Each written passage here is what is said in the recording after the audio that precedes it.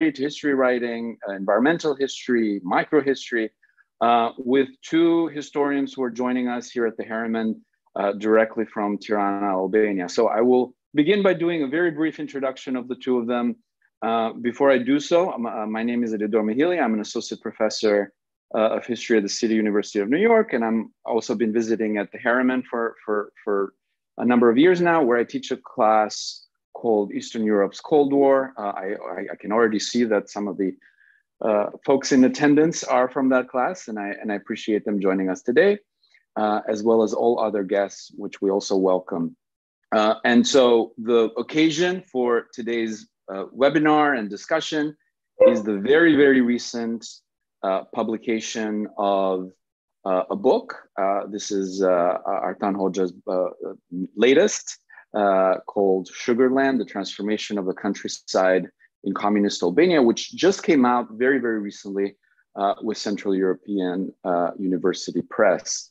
And so that was the spark for this idea to have a little bit of a more general discussion about methods, about history writing, about communist Albania, but also just how this kind of approach to industrialization, to environment, to some of these processes that are so important to understand kind of the modernizing politics of communism in Albania could be thought out in a sort of a broader framework. And so I'm very glad to be joined today by Artan, and we will hear from him. But I'm also very glad to be joined by Edon Qesari. And so I will now introduce them. The order in which we're going to go is we're going to first turn to Edon. He's going to have some thoughts to share with us of a more general nature.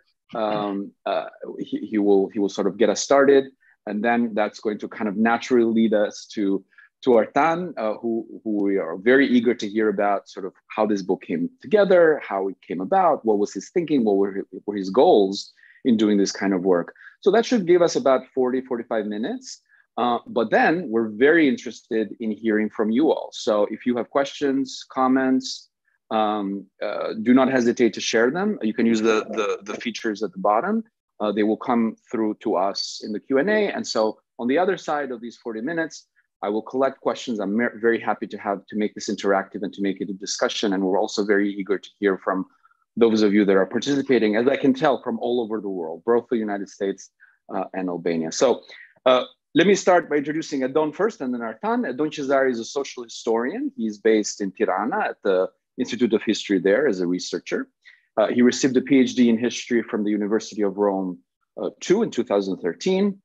And he has worked on a number of topics ranging from nationalism in the Balkans to social and cultural effects of modernizing practices. He's currently sort of involved in research that looks at how fascism, as a set of ideological concepts and social practices, impacted social structures on both shores of the Adriatic, so both in Italy and in Albania, between the two world wars. And then we're going to hear from Artan. Artan Hoxha is a historian of southeastern Europe with a thematic focus in the social and cultural transformation of the 20th century. He holds a PhD from the University of Pittsburgh, and like Edon, they're both colleagues. He's a researcher at the Institute of History in Tirana, Albania. So we'll first give the floor to Edon. We're looking forward to hearing him, and then we will turn to our author, whom we're also celebrating today. Thank you. Thank you, Elidor, for your kind invitation. I intend to spare all the cliches or all the formal greetings, although I can't help but express my deep gratitude to the organizers of this event. It's really an honor, and I feel proud of being here.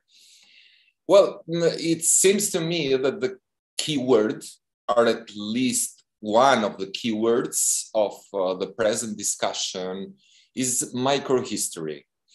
And lately, I found myself rereading a very insightful essay published some years ago at the very beginning of the 2010s, in which the Italian historian Francesca Trivellato She's an Institute for Advanced Studies scholar now. She wondered if there was a future for microhistory in our age. When global history is clearly surging forward, which counts like a more stark and crude question, which is, does microhistory still has a meaning today? Is it still relevant?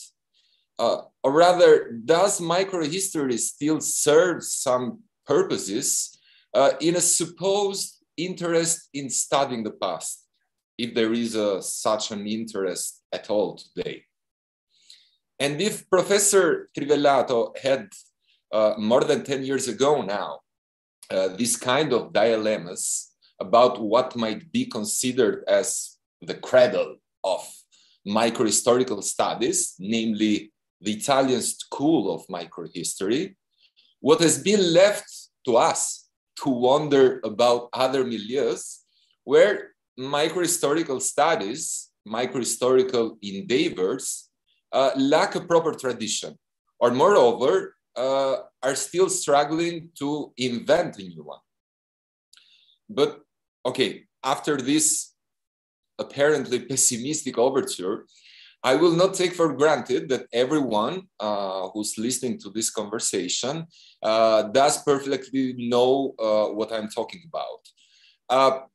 As who has ever been interested in microhistory, even in a skin-deep fashion, probably knows that microhistory is related to other non-mainstream trends in historical writing and research, like the British History from Below, or the German Alltagsgeschichte, or the French Nouvelle Histoire.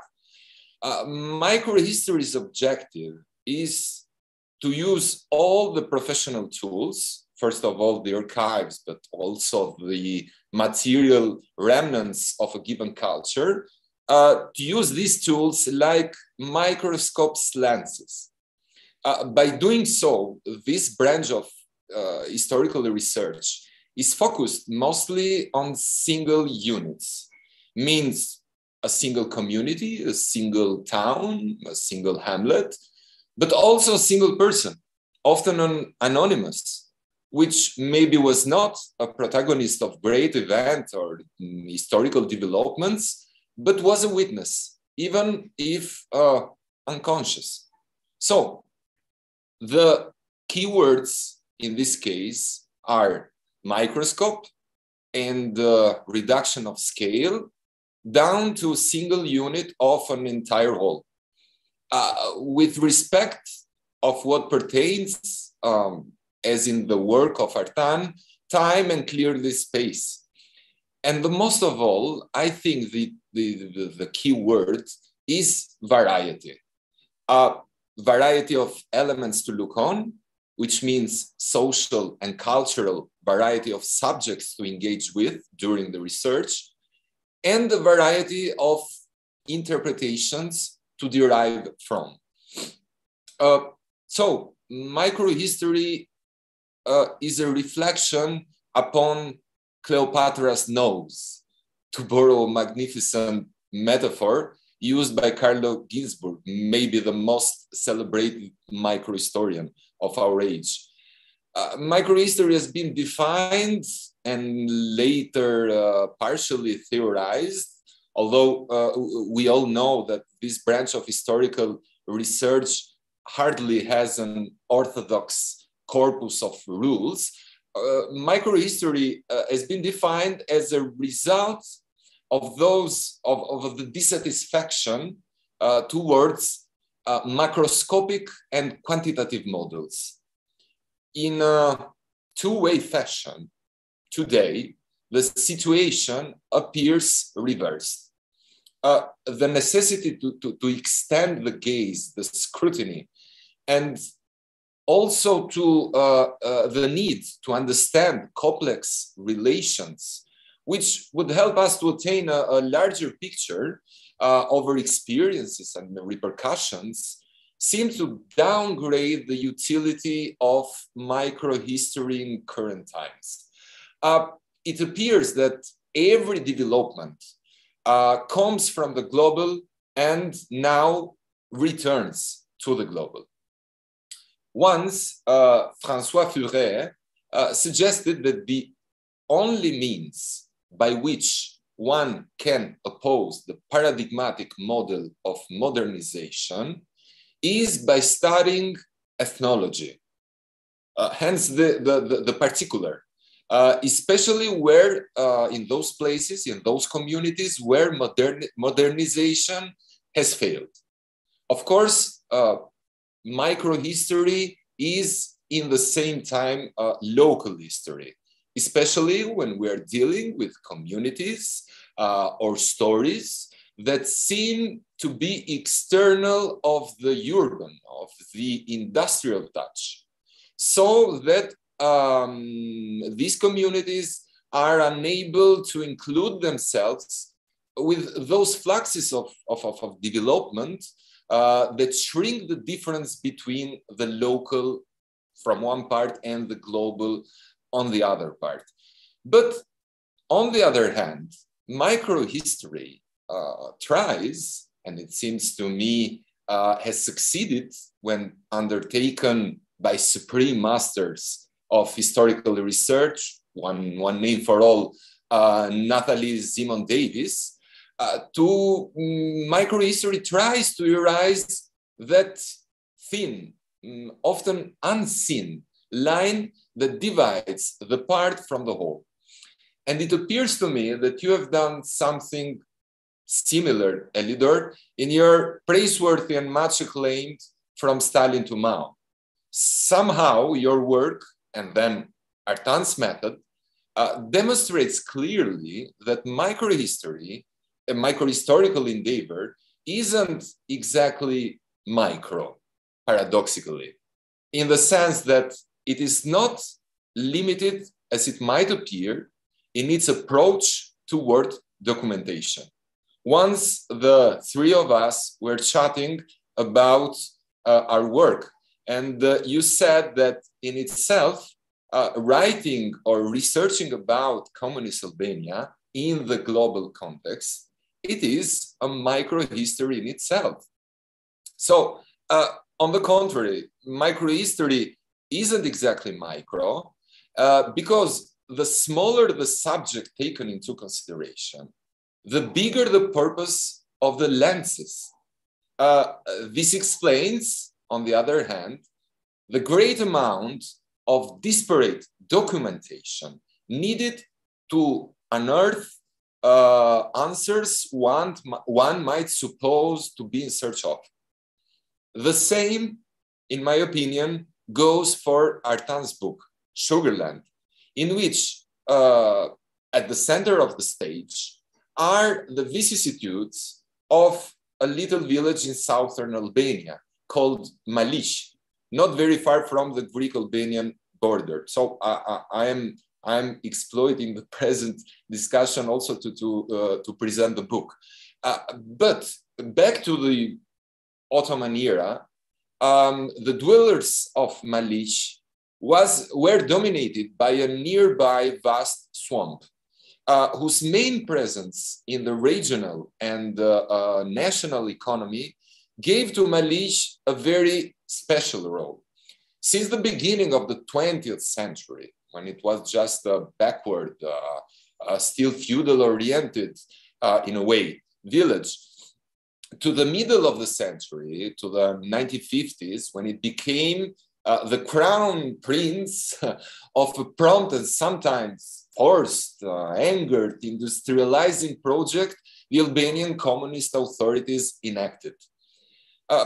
The story of Artan, it is a tormented story, moved by a very crispy and turbulent dynamics, which made this village not only to relate with different and often antagonistic set of ideas about industrialization and modernizations in plural. from the early nationalistic project about the swamps of Maliq to imperial fascist designs, and then lately in the 50s to the Soviet copy imitations of by the communist rule in Tirana. Also, the book gives to Artan colleagues, in the sense to me at least, the intellectual pleasure of following the author's operation while building this case through his research. So, in order, Artan reconstructs events in the same time as he deconstructs official accounts, and finally, in a perfectly arranged Ginsburgian technique, he narrates. And this is very important because we can describe this book as a revival of the narrative. There is, in this book, as in yours, Elidor, the inevitability, I like to call it like that, the inevitability of the documentation to affirm what's the core of microhistory. So this is not just history, I don't know, of slavery, of the Inquisition, or as in Artan's case, a history of industrialization. This is a history of how a village grasped the need to fill the void between itself and some visions of industrialization, which were the main trend, internationally speaking, at the time.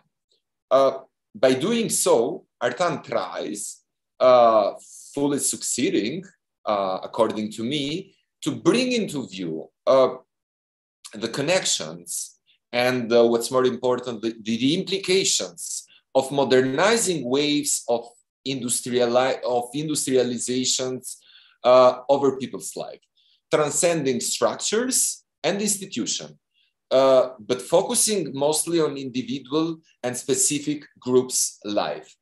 Thus, macro level analysis is not neglected in this book, but integrated into a human level of approach to the study of the past. In Artan's work, big structures and global conjunctures are paramount, either as guiding or as oppressive lines of individuals' behavior. But it doesn't stop here. Why? For this would be just another work, though interestingly enough, of political history. In addition, Sugarland, this book, zooms on how individuals react to these barriers, how they, armored with cultural and social background that transcend in time and space this structure, exploit the gaps between them. To reaffirm their credo, their freedom, and why not, their locality, which is, as a matter of fact, the essence of microhistory. Indeed, to avoid generalizations and deterministic schemes, like those of the totalitarianism theories, which are quite popular and dominant today in southeastern European historiography, by restating variety and plurality. Artan's work in this sense, it seems to me, doesn't take into account only how local folks transgress, oppose, or rather rebel against macro waves of industrialization, but also how they believed in them. They were fascinated by them. They endorsed them and tried to conform themselves to them.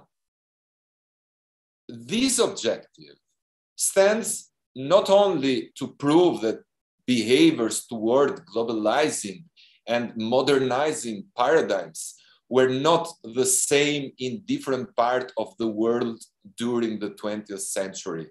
They were not the same in Albania as they were in the Soviet Union or in Poland, but they were not the same also among the same people in different times, in different years, or in different periods taken into account. So Maliq in Artan's work fits perfectly well with what we might consider as the crucial aspect of microhistory modus operandi. Indeed, we don't use the microhistorical approach to find a somehow antagonistic substitute for global, regional, or even state-based perspective. We use microhistory as an alternative technique to better understand how those flows, those ideologies, those technologies, or economic and social visions, which transgress borders, sometimes even distinguished cultures, these visions may reach realities and find their adaptations among peoples. Peoples which, until that very moment, had not been affected by the ideas pertaining those ideologies, technologies, and so on. To cut it short, Artan keeps micro stories, say the reclamation of the swamp, which is, in other words, the transformation of the society around it, and why not the commodification of people's life in accordance with an industrializing project. Artan keeps, I was saying, these micro stories as devices to understand the real effects, the good and the bads, of those macrohistorical tendencies like globalism, like modernizations, like Cold War itself.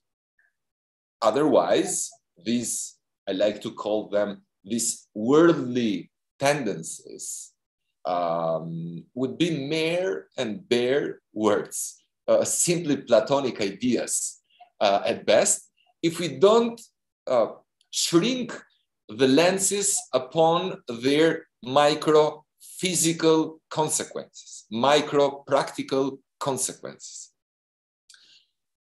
One insightful point of Artan in this book concerns the regional specialization the Albanian communist regime sought to establish through its economical and industrial policies. Economy, in particular planned economy, creates links, connections between the main actors of this scene. I mean, center and periphery. And by using the notion of connection, Artan means it in relation to time and also to space. These were the means through which, through economic organization, the regime intended, the communist regime in Albania intended to attain national unity. And as Artan stresses, it tried, the communist regime, to merge the peripheries into a larger, coherent, but not uniform, unit. In order to avoid the competition between these perceived organs of the same body, competition with which sometimes became very centrifugal by the different regions. And in this he stresses it, Henri Lefebvre's argument, according to whom planning the modern economy also includes spatial planning, whereas fragmentation helps centralization. And by the way, reading the book and reading this, this chapter, it made me thought about the organization level during especially the 50s and then the 60s. Soviet leadership tried to impose over the other socialist countries, with each of these directed or pushed, or rather imposed, to adopt specialized economy. Something that these countries, or at least some of them, refused, as we know. Let's think about the Romanian rebuttal of their country's fate to be the granary, or to act like the granary of the entire socialist bloc. And I wonder, is this the reason why Maliq, as an economic industrializing construct, in the end, after the regimes failed, itself failed? I wonder, and I asked to Artan, but maybe you can answer to me later. But what is more important for me as a scholar at this stage is also to note the parallel lines on which microhistory and global history keep pacing. A very significant part in Artan's reflection is about the importance of economy, or rather of economical homogeneity, and the process implying its construction. And here at the center is the idea of the nation. Artan states that economic borders, which coincide ideally with state-nation borders, don't proceed from a market logic. They proceed and follow a national logic.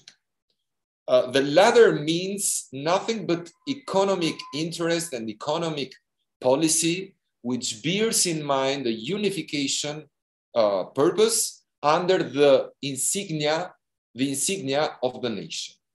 Thus, a special project to be realized over a territory seeks to correspond exactly,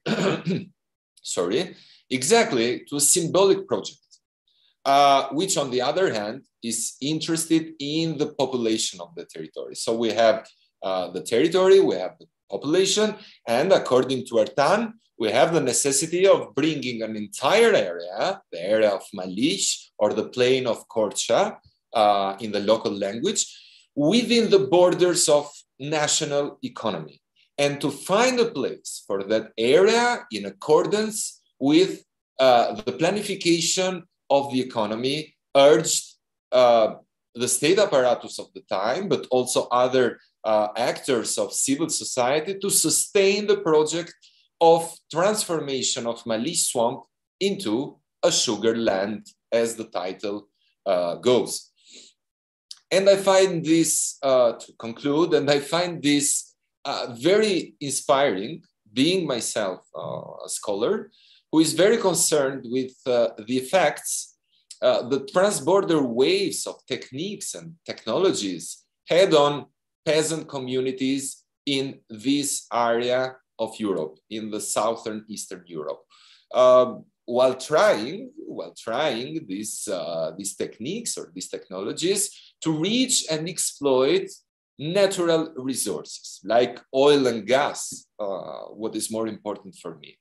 How these actions made peasant communities think differently about themselves, about their relation with the land, about the property of the land, and about their view of the world, the Weltanschauung.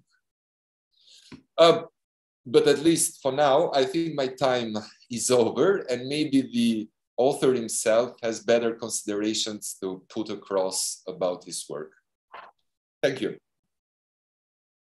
Thank you very much, Edon, for this very, very helpful introduction that zoomed in and out, which was very helpful just also to see the the bigger picture. So let me turn to Artan, and we look forward. Thank you very much, first of all, for giving us this opportunity to come here and discuss and share our thoughts with so many other people. And I also want to express my gratitude to Edon for this very poetic introduction and insightful interpretation, and somehow to grasp and grapple the work and contextualize it within a larger field, intellectual field, and historical debates. So, like, my Sugarland actually is part of an ongoing project of mine. To return to your starting point, Elidor, and somehow it was part of a project I had back in 2011 when I started my PhD at the University of Tirana. I wanted to kind of work on the religious policies of the Albanian communist regime. And as we know, and many other people know, maybe not all the attendees know, that in 1967, Albania became the only atheist country in the world. So I wanted to explore these religious policies. And after kind of engaging and starting my research, I understood that it was a long shot.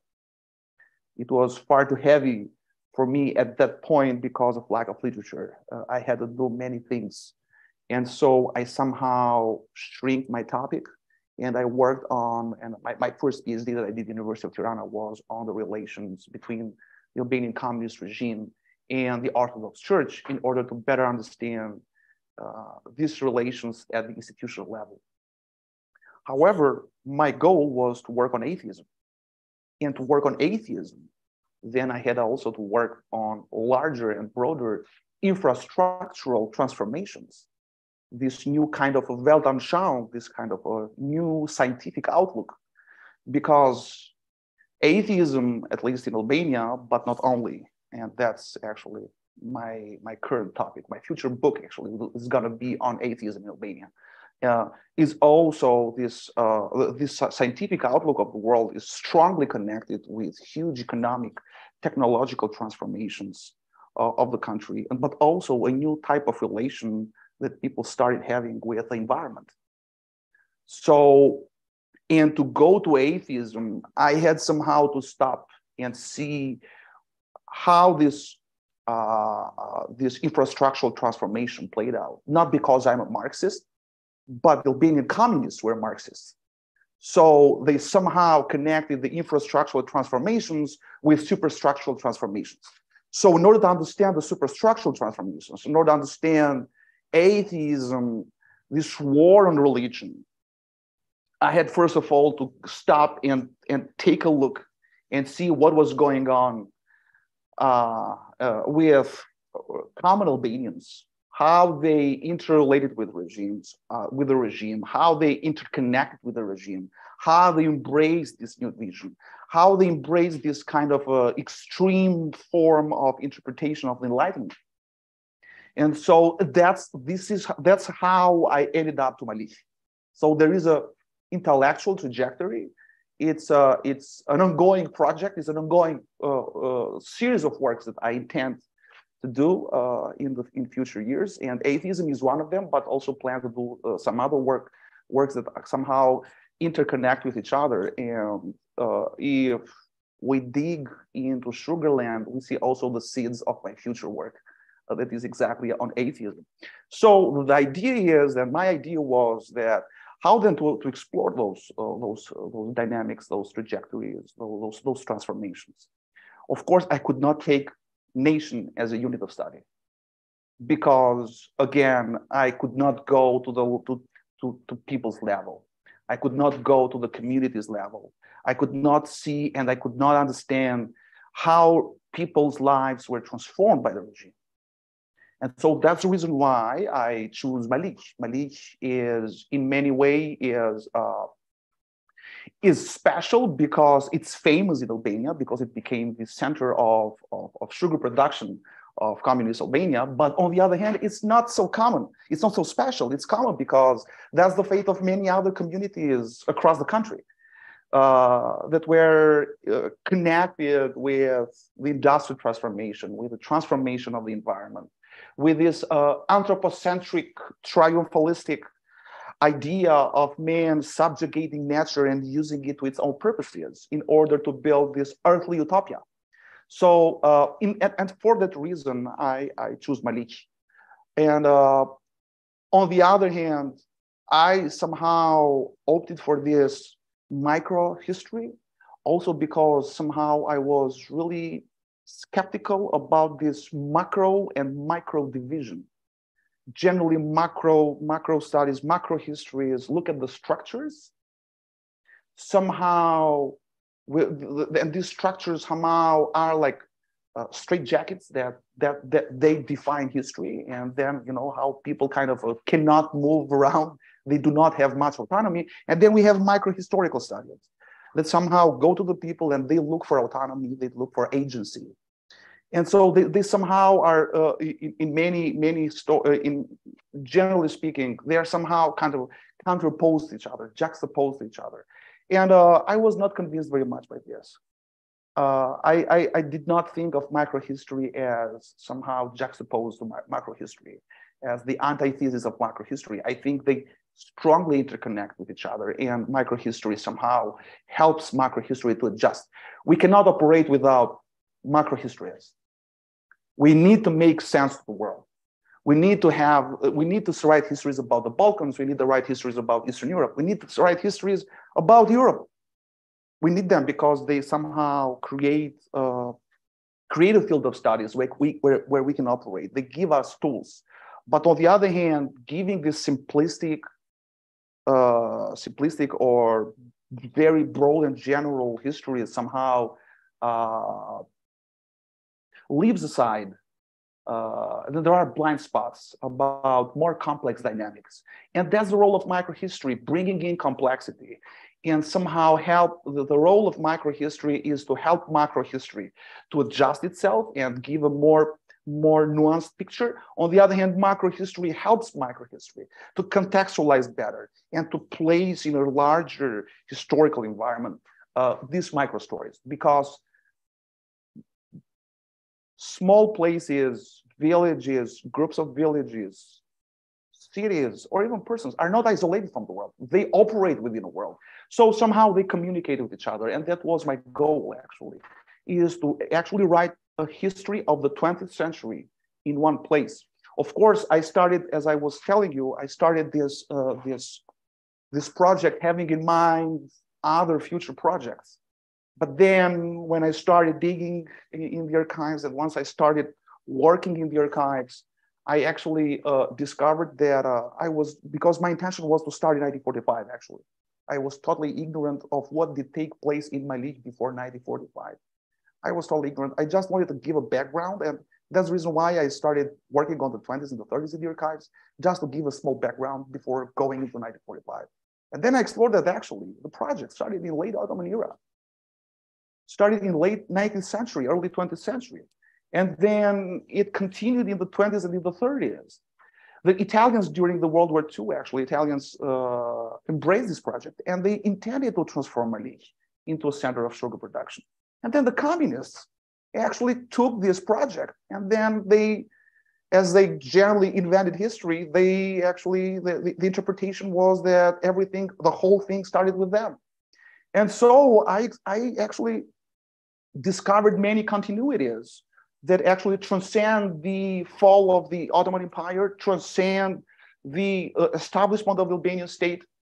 They actually transcend even the communist regime as well. And so I started just to work on this thing, to work on the infrastructural transformation, how this war against environment, to subjugate the environment, actually created a new set of social relations, new patterns, cultural patterns. But then I ended up in things that I did not anticipate. And I ended up writing actually a history of the 20th century. And that was my goal, because in a certain sense, we see in the late 19th century a huge transformation taking place in Southern Europe. And we see that the Ottoman Empire was part of that. I myself, and partially also you, Elidor and Edon, we are somehow creators of the nation state. We are born in a nation state, and we are educated in the nation state. In a nation state that is a post-imperial, post-Ottoman state. And so the idea of the break with the Ottoman Empire, the identification of the empire, of the Ottoman Empire as the dark past that we have to escape from it. So this escape from the Oriental was part of our, was bread and butter of our education. And so in a certain sense, then I discovered in this book, and it was also an exploration in myself and my story, me as a person, but my family, but also of many other people that I know. And I discovered that actually somehow debunking and deconstructing these broader stories that sometimes we take for granted. And then we see that actually there are many continuities, and there are not too many breaks. There are many borrowings that take place diachronically and synchronically. And so in a certain sense, I ended up this work ramified and in different ways than I expected. And so yeah, I ended up writing on Maliq as a story that in a certain sense tries also to bridge this divide between the isolated Albania and the world, between East and West, but also between between the communist era and the pre-communist era. There are many disturbing continuities, and it's not just about Maliq. Me and Edon are working heavily right now in the archives, and we see so many continuities, especially practices. And that actually was the goal of my work, not just work on the ideas, but go to the practices. That's the goal. And looking at the practices, then we can somehow engage with ideas and the narratives better. And so one of the outcomes was also questioning the divide between the communist and the pre-communist era, but also between the Ottoman and the post-Ottoman era, or let's say between the Ottoman and the Albanian, after the establishment of the Albanian state. And moreover, looking at all these transformations, I wanted to go to one single place and give more life to my story. Make it juicier, let's say, in the sense that bring personal stories of different people into my account. Because during my research, when I was in Hoxha and Maliq, I traveled in the villages. I ended up eating beans in villagers' houses, having also some glasses of liquor or raki, and smoking heavily and discussing with them.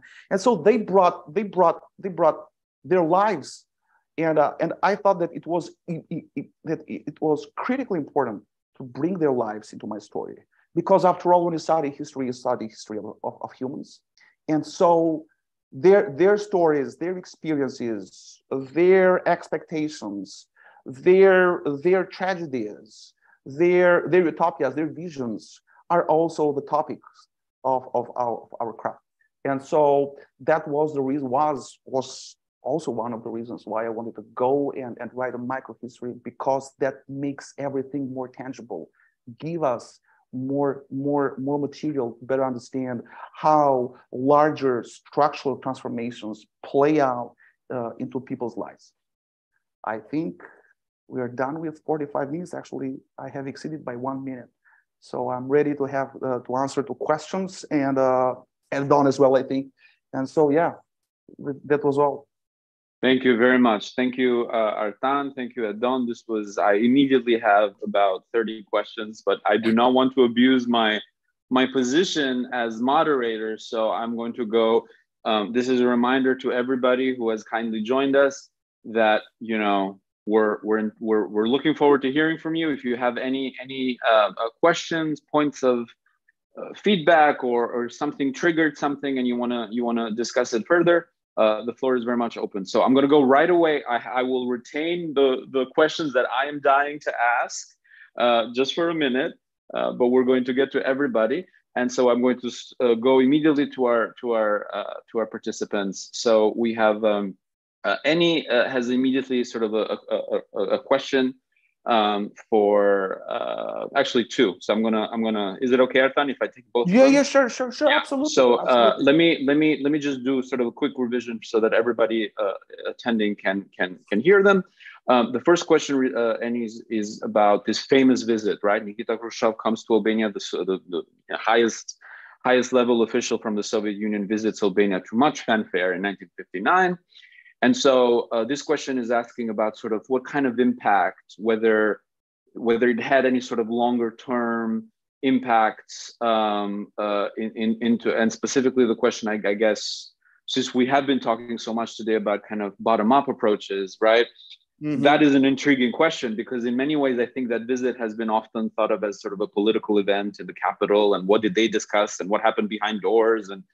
But I think this is an intriguing way to think about it. Sort of, can we even think about this as having an impact among kind of ordinary workers, the work, and so what that may, so it's something that is also getting me to think. And then the second question is about this infamous trial in Maliq, right? So Maliq, precisely, I think, because of the points that you have just made so eloquently, because it's so important to that early industrialization effort, also becomes the place where punishment, disciplining, imprisonment is tested very early on in the period of communist rule. And so there's the infamous trial of the so-called saboteurs, that they have sabotaged the work there.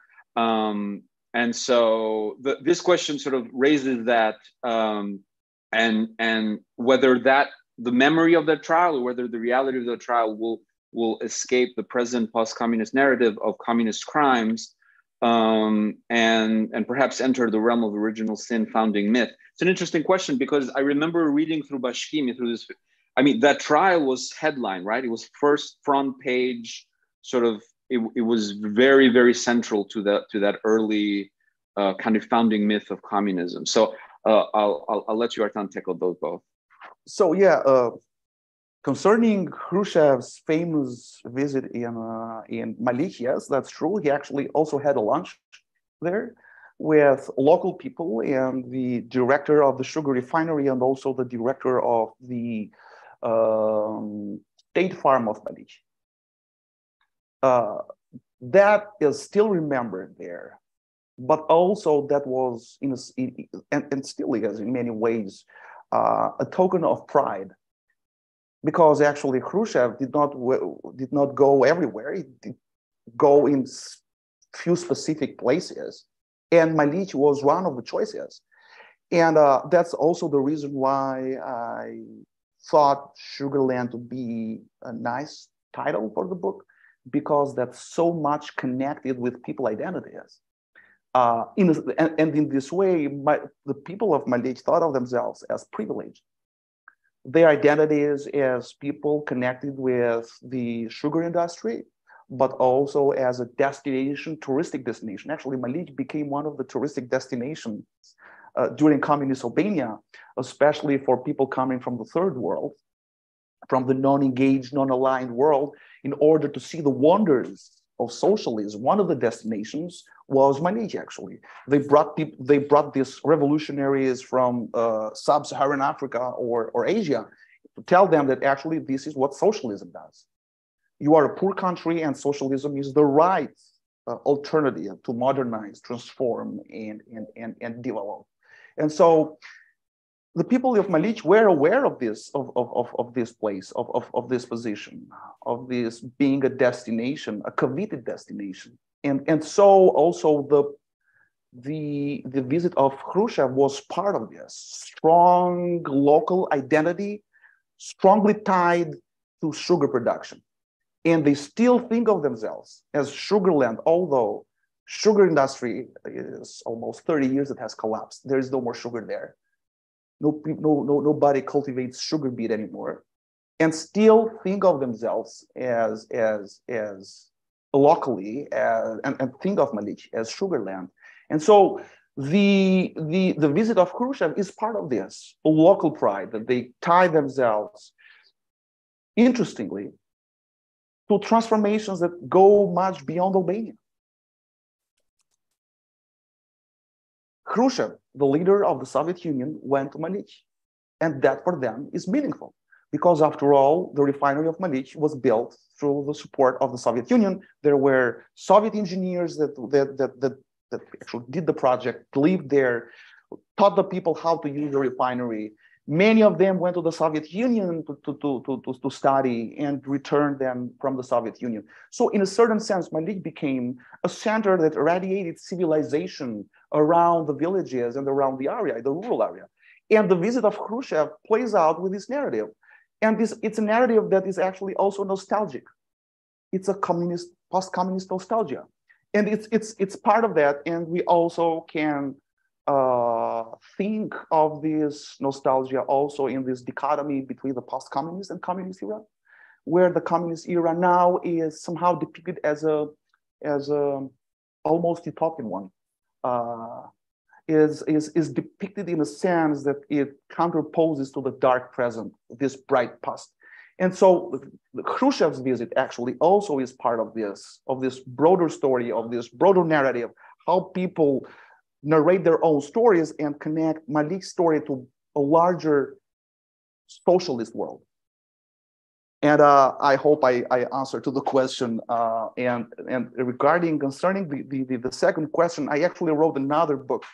I collected enough materials on Maliq that I had to make a decision. And actually, one is Sugarland, and another book that is published actually in Albanian, is focused just on the 5 years of the transformation of the reclamation of the swamp from 1946 to 1951. And there was this infamous trial, actually, that was a justification for breaking with the Soviet Union, with the United States and Great Britain, because the saboteurs actually were thought to be American spies.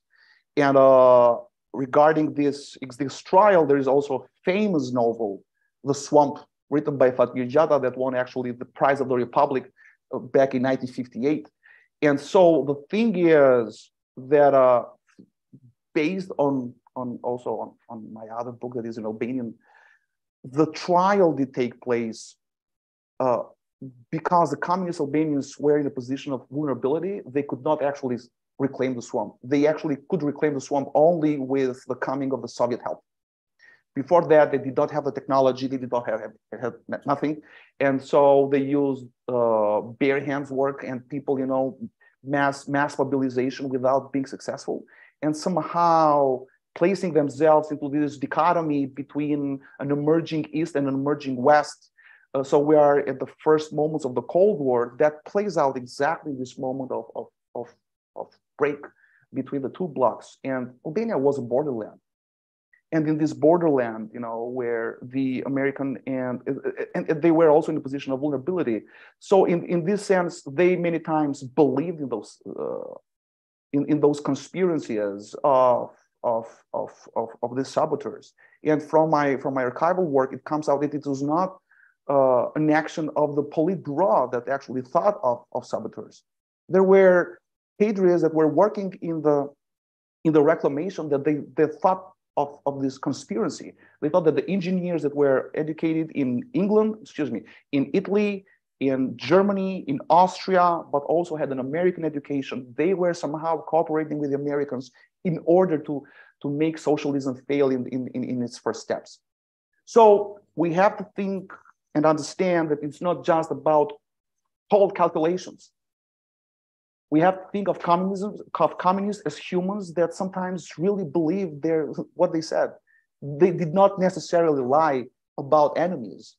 Sometimes they really believed in those enemies. And ironically, today, when you go to the municipality of Maliq, they are trying to recollect those and somehow bring to the memory those trials.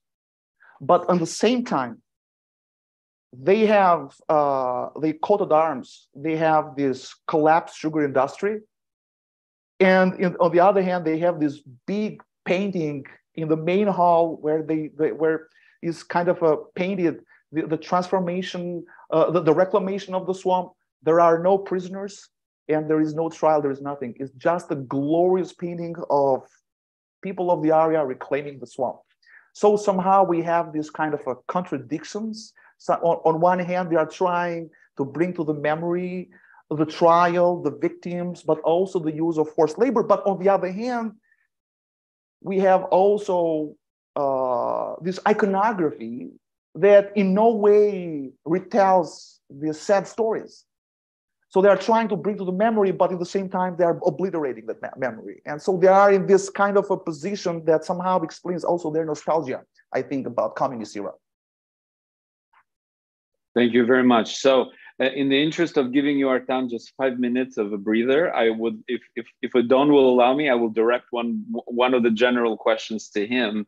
And so the Diona Shaolari, who is doing her own very, very fascinating dissertation at this point, has some questions, and I will leave that for Artan for just a minute. But I'm going to go now to Bekim very quickly, and I'm going to direct this to Edon. Bekim is one of our brilliant Albanian students at Columbia, and he's done a lot of work with organizing lots of Albanian events. And in fact, they're doing something later this month at Columbia, and I can share details with those who might be interested. But his question does strike me as an important one, because in thinking about all those interesting insights that Edon started with in terms of how necessary this can be as a tool, Bekim asks that, or rather states, and as his belief, and I tend to agree with it, that research on this in Albania is very underdeveloped. So research that goes along these lines. And so he says, it's usually hard for me to sometimes find specific research, microhistorical kind, for the communist period, for Kuchova, Kurbin, Memalia, Kombinat, all these micro stories, which are so fascinating in their own way. So what can Albanian scholars, students, researchers do, I guess, in some ways to sort of maybe even catch up with some of these other historiographies that perhaps have this as more developed field of research? Well, thank you. I tend to agree too, like you did. Well, there is a work in progress, actually. I don't like to speak about an Albanian nationally based historiography, but there are some historians who are currently working within a micro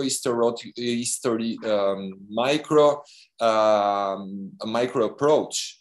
The work of Artan is one of them. I'd like to underscore also the work of an Albanian German scholar, Visar Nonaj, who has worked about the industrial complex of Elbasan called The Steel of the Party. It is a work in German, and there is also work in progress.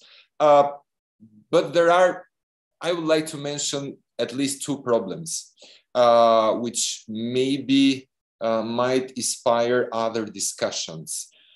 First of all, there is a terrible lack of interaction between the Albanian historiographical community, if I may call it so, and the world outside. And this also means that there are lacking methodologies, model of research, etc., in the very practice of each historian. The second problem is the fieldwork. Now, microhistory imposes also some works which maybe are quite resembling to, not very much to that of an historian, but to that of an anthropologist. And as Clifford Geertz says, an anthropologist doesn't study a village. An anthropologist lives in a village.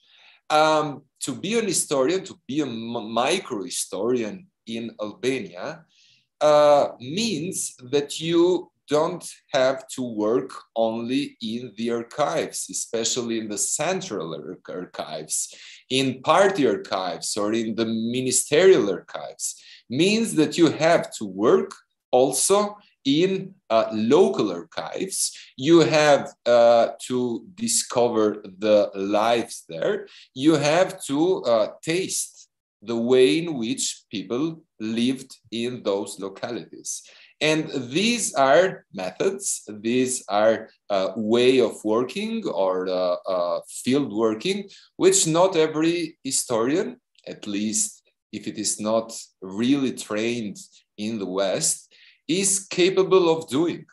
Artan has done something like that. And just to confirm what his opinion was, as I said before, even in a general consideration, theoretical consideration, I don't see microhistory as a confronting key of research with the macro level. I see it rather as an alternative. As an alternative, and in Artan's book, especially, I see an integration between them, between macro and micro level. And this means that writing about Albania's past, writing about communism, and even other periods, you have constantly to work and sometimes to struggle with these two levels of work. And concretely in Albania, in Tirana, this means you have to take, of course, into account the central archives, but you have also to unearth the dirtiness of the local archives. You have to unearth the secrecy and the fact that these archives are very ill or very bad organized, and sometimes you have also to work as an anthropologist, as an archivist. So I don't know if my answer was clear, if was abundantly clear. It was, yeah, thank you. Thanks, Edon. So turning now to Lediona's question. Lediona Shaolari is a doctoral candidate at University of Michigan. And so Artan here, there are three, but feel free to take one or multiple of them. I'm just going to kind of throw them at you because we're getting a ton of questions. So, so the first one relates to you did a little bit of this towards the end of your remarks. You talked about kind of the process itself, and I thought that was very interesting. The kind of the ethnographic quality of these conversations that you were having with folks who will then sort of share their life stories with you, right? And so I think her first question is about sort of the research process, the approach to the archives, but the silences. And this is something that I very much was going to ask you, because we all know for those early years, the documentation can be highly problematic, and it is a very kind of top to bottom sort of documentation, and the fragments, right? So the fragmentary nature of data, but even just sort of basic data, I find that for the 40s and the early 50s, it's hard to even find. Though perhaps with Maliq, maybe they cared a lot more for it, so maybe you didn't find it quite as much of a problem. The second question is about whether this approach can help more broadly in terms of the story of agrarian reform, or in the Balkans, sort of maybe you can make an intervention that way. And then finally, we have a question about migration. So in the process of transformation, how did migration sort of, if at all, intervene into this story? I actually don't know if there, because with Combinata, I know that people were moved from around the country to basically sort of settle there. I just don't know if if in the book you have some sort of a similar process. That's it. Yeah, thank you. Okay, perfect. First of all, I have answered to all these questions in the book. So if I would have been cynical enough, I would have said, you want the answer? Buy the book.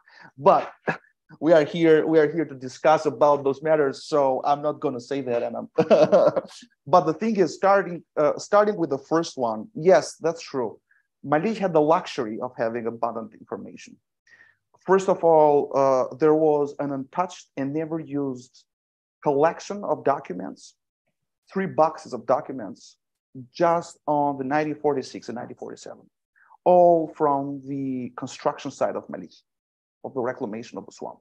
And then since the beginnings, because it was one of the major 3 projects, one was Combinat in Tirana, was the refinery of Maliq, and then it was the hydropower plant of Selita.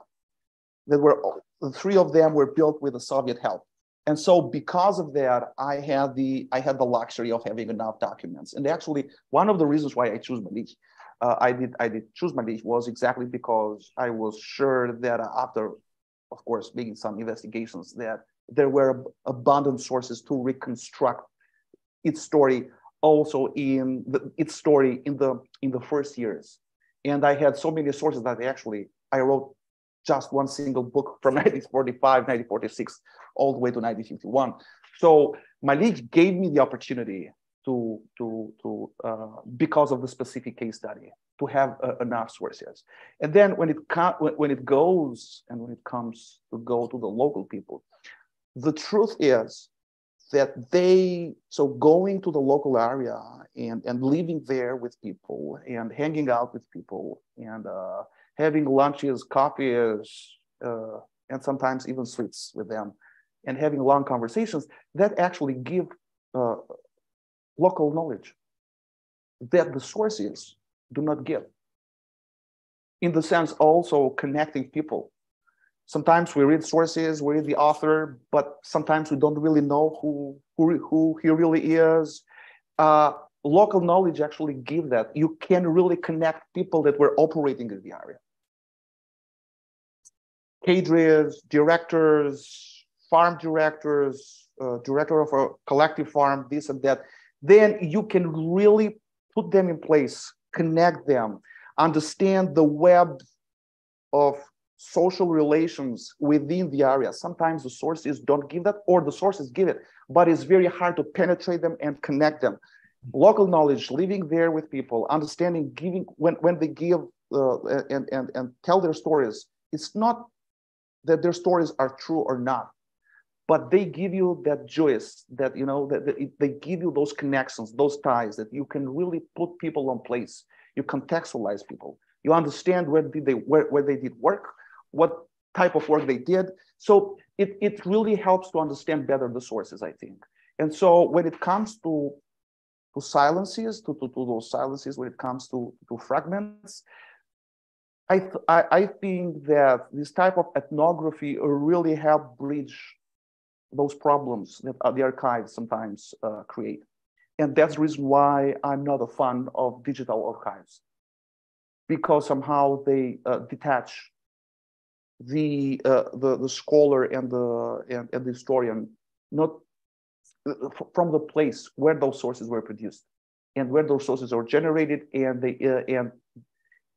it also detaches the scholar and the historian from the people that he is trying to understand, and those lives that he is trying to recreate and connect and contextualize. So I think that kind of a type of ethnography really did help me. But on the other hand, of course, I did have enough sources because it was the topic actually that and the specific case study that had abundant sources. But on the other hand, again, that type of ethnography really did help me to really contextualize people better. When it comes to economy, yes, I speak in the third chapter, and in the fifth chapter, I talk about collectivization, and I talk about the agrarian reform, and actually how important and what role did the sugar plant refinery play in the collectivization, at least in the area of Maliq. Because it was collectivization in the plain of Maliq and in the plain of Hoxha was strongly tied not to any ideological scope or kind of a collectivization and agrarian reform, because agrarian reform allows the central power to penetrate rural areas better and control them. But actually in the plain of Maliq, collectivization was strongly tied to the sugar refinery. The small plots of the peasants could not be actually fully exploited. And again, we go here to environmental and technology and environmental history, but also history of technology. Sugar beet is a very work-demanding plant, and it needs actually the mechanized labor. And the tractors could not work the land in the small plots. So what did take place actually? The sugar refinery and its rhythms actually imposed themselves on the agriculture. And somehow we have the Fordism of the light industry, in this case of sugar refinery, imposing itself on the agriculture. And so they created this huge plots in order to use mechanized labor in order to produce enough sugar beet to keep the refinery working.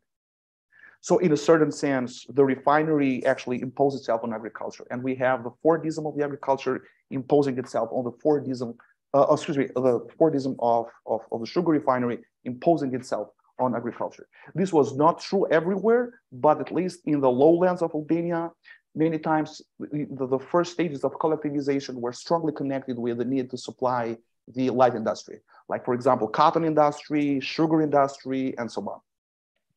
So yes, I explore all those stages of collectivization. Now, I'm not sure I could make a claim on collectivization across the Balkans, because again, as Sugarland and the case of Maliq shows, there are different scenarios according to specific needs.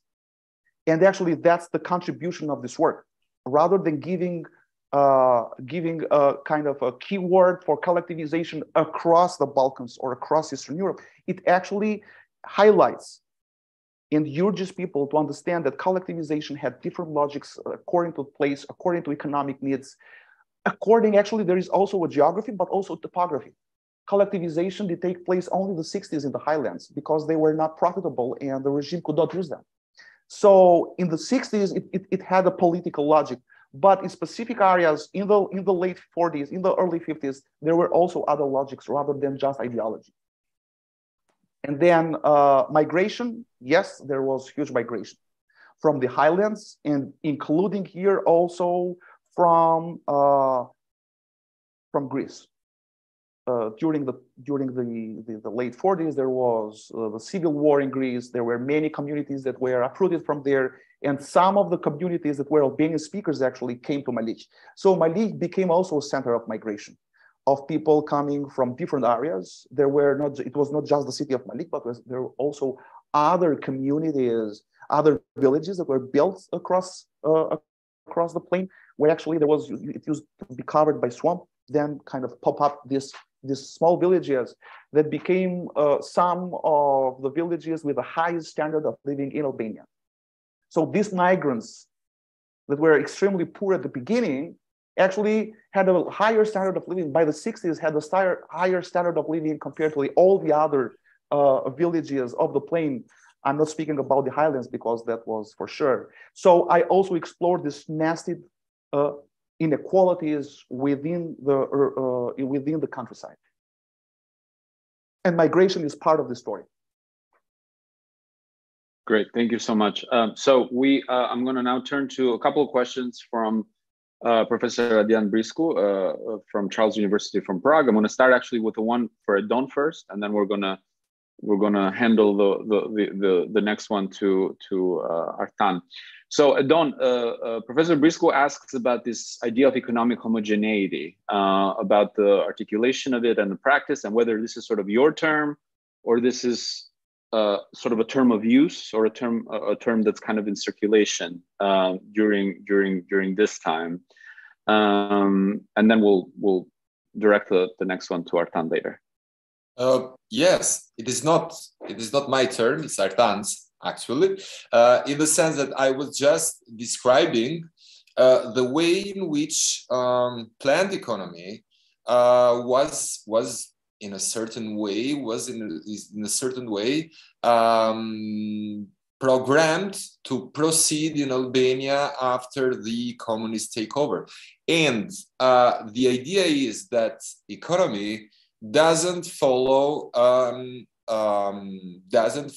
an economical logic. Seems paradoxical, but it is true. Economy follows an political logic, an ideological logic, in the sense that the communists, regarding their plans for the future industrializing project of Albania, in which every region of Albania, of the country, has its own place, had an entire map in their head in which every place was integrated like an organ to an entire whole. So this is the sense of the term used by Artan, which is perfectly integrated into the work, which is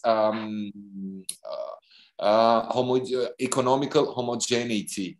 So this is, but of course, you have to read the book maybe to grab something more about it. Excellent.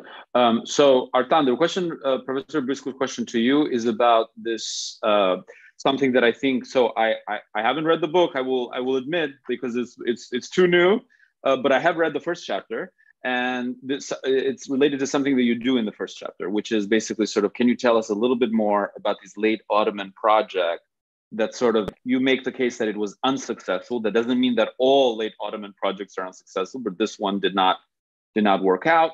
And then there's this fascinating moment. So can you talk a little bit more about this, how it differed? And if I can just abuse, because now I can abuse my role as a moderator here today, and just add just a tiny little bit as a side note, there's this fascinating Italian Amodeo, this engineer that is brought into this story, right? Between the wars. And what's fascinating about Amodeo is that in addition to everything that we've talked about today, all the layers, all the connections, all the different angles, Amodeo is this guy who is doing sort of hydraulics and engineering all over the Mediterranean, right? I mean, he's in the Soviet Union, he's in Albania, he's in Africa. So Maliq in that moment becomes, in addition to the fascinating late Ottoman moment, Maliq is this sort of point in this map of a kind of a mastery of the environment as a 1920s, 1930s Italian preoccupation. So can you just give us just a little bit of more on that? Yeah. So one of the major goals of this book is also to overcome this dichotomy of failure and success. I don't like to kind of use these terms because I think they are too arbitrary. And then what is failure and what is success, it depends on the position of the person that is kind of ushering that and making that statement. The idea is that in the late 19th century, the Ottomans started thinking of that. And actually, Rashad V, the late Sultan, actually also signed the concession to a group of entrepreneurs from Istanbul who were actually of Albanian background, and were actually their roots were back in the area of Korça. So somehow they were locally connected and also connected in the center. And that happened because of huge environmental transformations, especially the deforestation of the mountains around the swamp of Maliq. It did take place huge soil erosion that then made the swamp a problem and flooded all the villages. The villages that are now around the swamp of Maliq, they did not used to be there. They were inside the field. But then they went to the margins because the swamp kept growing because of this erosion. And it was at this point that the Ottomans decided to reclaim the swamp. And of course, it was not just about, when you talk about the Ottomans, who was the Ottoman? So that is a problem in itself. Of course, there were Ottoman entrepreneurs, Ottoman officials, but again, strongly tied to the locality. And local entrepreneurs were actually as well part of this project. And after the collapse of the Ottoman Empire, and then after the collapse, after the end of the World War I, and after also the Albanian state became a reality, because that was also another problem, the local entrepreneurs started thinking of creating this project, of bringing this project in and using this project. And actually they thought of using this project as part of a larger project that would kind of connect the area of Korça to the Albanian, to the body of the Albanian nation. So when the communists try to implement this idea of pluribus in unum, or omnes et singulatum, which means a unified economy with geographical specialization. Actually, that was not something that the communists brought in. Actually, that was something that was articulated since the 1920s and 1930s. And there were not just state officials, but there were actually local entrepreneurs that were articulating that.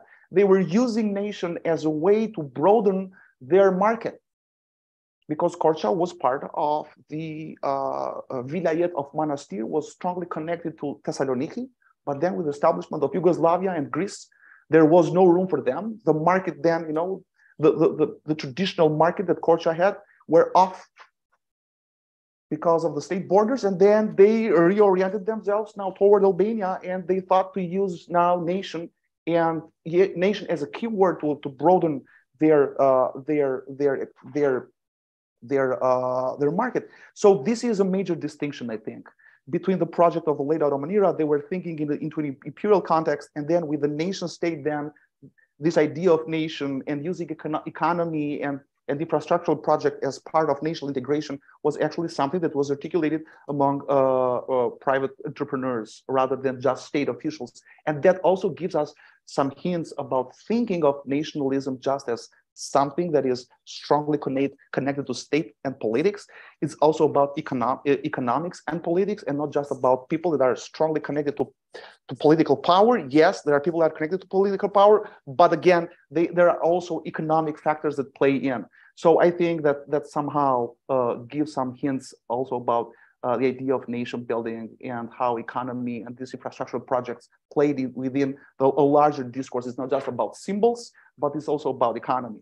And when you talk about Angelo Modeo was involved in the Soviet Union and was also involved with the fascist authorities in Agropontino, south of Rome. So he was of Marxist orientation, but he worked with communists, with Bolsheviks, but he did not actually hesitate to work with fascists as well. So, and he came to Maliq, but actually the truth is that he did not come in Albania just for Maliq. He came for a large hydraulic project that was in Shkodra. The problem was with the constant floods and periodical floods of River Drin and the Lake of Shkodra. He came there, he went there to make a project. And again, we see the communists implementing that project after 1945. And there was a crisis in Maliq. The long story short, there was a Greek engineer that did the first project. There were huge clashes between the local population, the villagers, and the entrepreneurs of Korça that were trying to reclaim the swamp.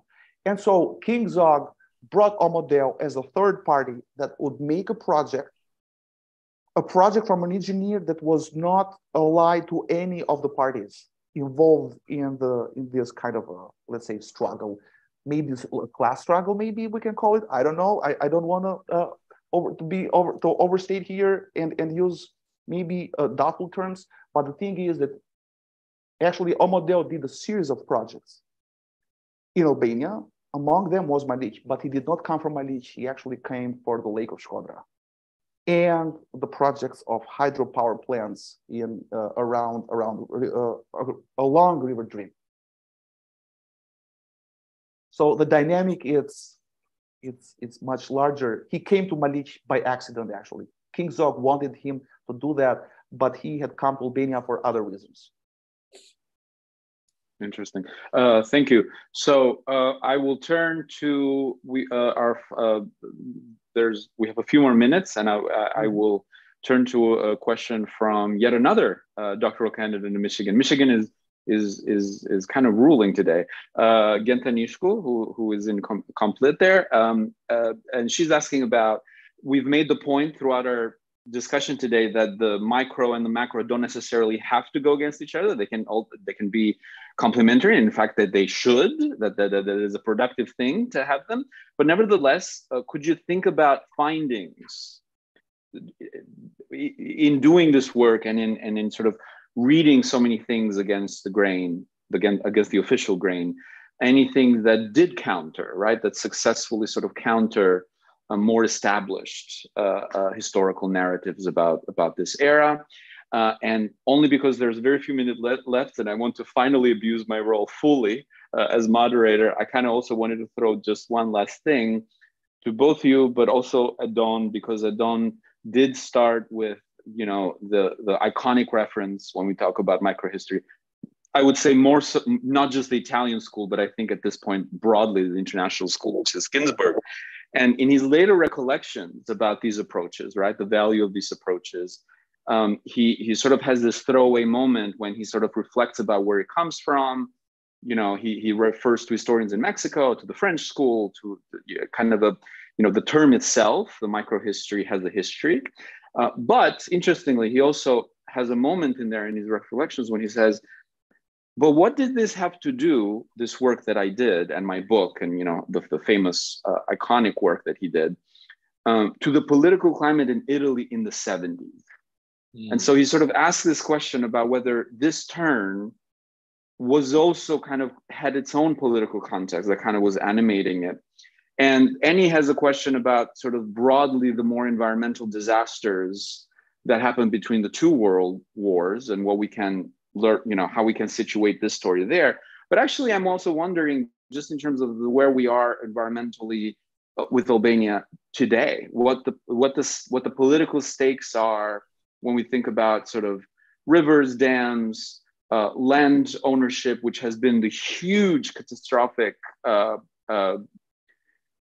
history of the 90s and the 2000s, and in many ways to this day, right? So sort of the post-history of collectivization is very much the post-history of and land and construction is very much the history of the last 30 years. So I do now, in his case, Ginsburg sort of dismissed it. He said, well, maybe had the 70s informed my approach, but you know, he kind of set it to the side. And I kind of wanted to provoke you to about sort of the political stakes from the present in terms of perhaps informing some of these approaches.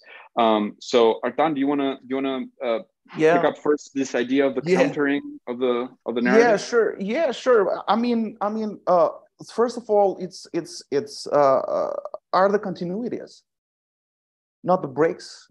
Generally, microhistories teach us about these huge breaks between, let's say, the Ottoman era and the post-Ottoman states, between the inter-era and the establishment of the communist regimes.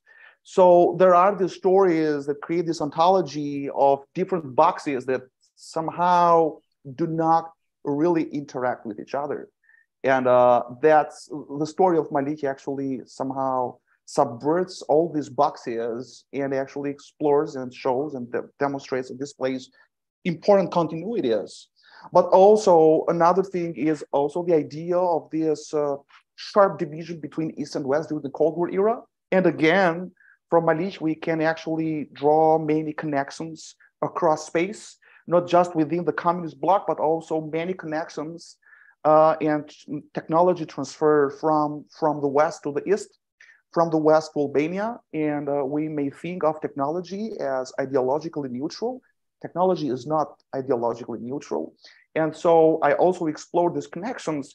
And in a way or another, that was also a challenge and somehow a form of revision also for what I have been thinking and believing up to the point.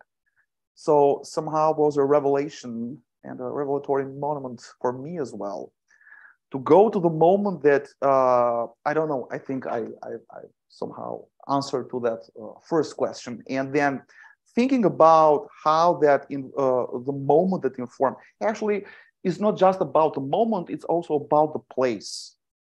I wrote this book in Pittsburgh. It's Rust Belt.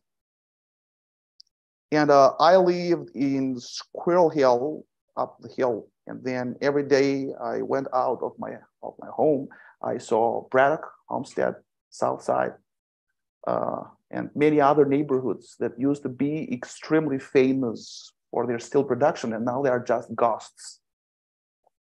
And so I have been thinking of industrialization and de-industrialization in the United States, but also somehow I had to think also how that informed also, that was my niche as well.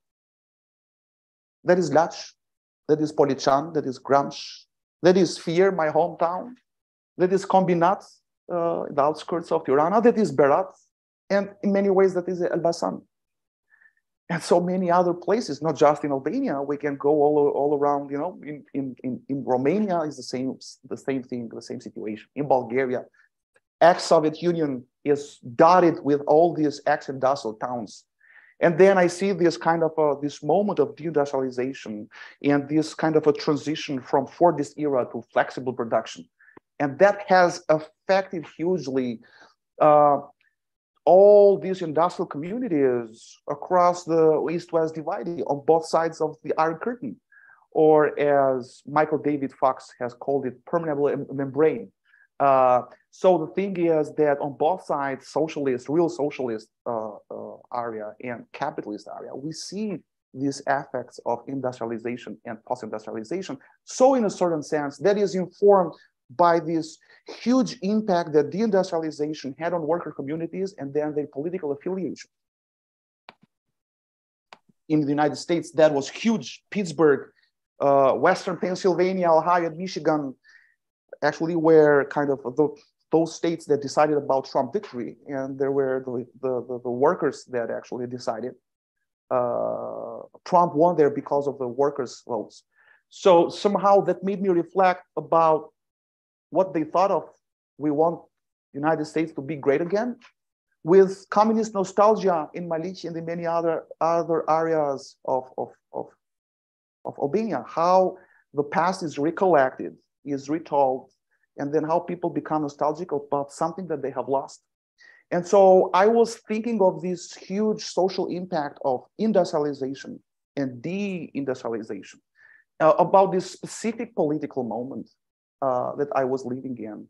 And then in addition to that, also all these stories about the Balkans as about genocide, violence, ethnic cleansing, authoritarianism, and just all these stories back and back again. And I think the Balkans and Eastern Europe have many other type of stories that are common stories, that are stories of the 20th century that belong to this world. And there are stories that we can trace also in Western Europe and North America as well, not just in the Balkans as a specific place. So in a certain sense, Maliq is not a monad, is not the essence of something, but in the same time, in Maliq, we can see and we can trace many transformations that did belong to the 20th century and not just Albania to the Balkans or to Eastern Europe. So yes, this is the moment, and there is a space in that, there is a geography connected to places I have been living in. Maybe if I lived in Indianapolis or in Bloomington or in Ann Arbor or Michigan, maybe I would tell another story. But that is strongly connected also to the specific moment of the United States, the specific place I've been living for 6 years, and also to certain paradigms that are circulating, that have for a while been circulating about the Balkans and Albania as well. So I wanted to come up with a different story. Excellent, thank you. Edon, since you got us started today, do you have a few concluding thoughts? Yes. Your question was very nice. I'm afraid my answer is going to be a little bit complicated, but you mentioned Gisberg and if he informed his times. Well, famously, he wrote that he was very influenced by Antonio Gramsci. He said once that the category of subaltern peoples was very, very inspiring for his work, to go there and to study minorities or groups which were which were very discriminated during the past, and even continuing during even in the in current times. But I have to make some reference to my research work now, maybe to answer in a better way. Because as I said before, my scholarly work is concerned with movable and transforming social practices steered by ideas and techniques that overcome political and, what's more important, cultural borders. By cultural borders, I also mean classes mentality borders among communities which are supposed to be inspired means transformed in practice and so homogenized, not only nationally, but also with the purpose of being homogenized by the same credo in modernizations practices. In doing so, I consider that natural resources have been extremely critical. Most pre-national peripheral communities have been affected in a way by modernizing idea and progressive agendas in assuming that they had to leave behind backwardness and adapt themselves to new political realities. These new to be realized realities were, in fact, the Western-inspired state nations. And their development presupposed their economic advancement. They're running with the same pace as their models in the West. This ambition, in my opinion, included also the transformation of all considerations regarding nature, regarding land, regarding relations with the land, which was once the only decisive, surely the most important, economic factor of these peasant communities. Once the model of development became not the country anymore, but the city, a certain way of life had to be educated and even inculcated. Also a new relation with the land, a new sense of property, of what was underneath the land, not only in the up in the land, but also underneath the land, which had not anymore to do with agricultural production and old style relation of extraction, but turned to be very important for the industrial future of a community, for its place in the sun of modernity. I am concerned with oil, actually, or to be more precise, with vision of how oil would shape the new lifestyle of these not yet urban communities, in which how they mirror themselves while supposing to abandon their Ottoman past, but dreaming about a modern future. A kind of design which was also an hedonistic temptation over these communities, promised by every great ideology that passed by in this era, done by the American multinationals in the interwar era, done by the Italian fascism when Albania got its place in Rome's imperial overseas empire, and finally enacted by the communist authorities. But as Artan said, the communists exploiting plans of oil extraction, of oil refineries, of oil cities already conceptualized by the fascists. And until our very days, I mean that still today, because this is a work in progress, still today, Albania or political authorities in Albania see themselves in terms of oil, in oil richness, like a Middle Eastern country, like a Kuwait in the middle of Europe. So this is the idea of an oil paradise is still continuing, and my work is in progress. Excellent. Thank you very much. Let me thank you both for joining us from Tirana, where I imagine now it's getting close to dinner time or after.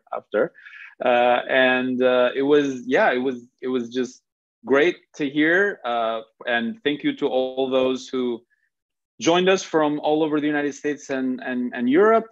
We look forward to all continuing to engage with this work.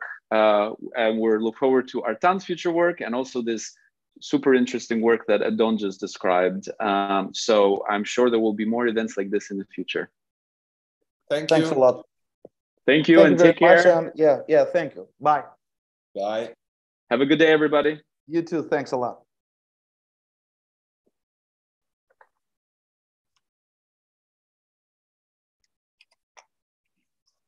I i kukyma.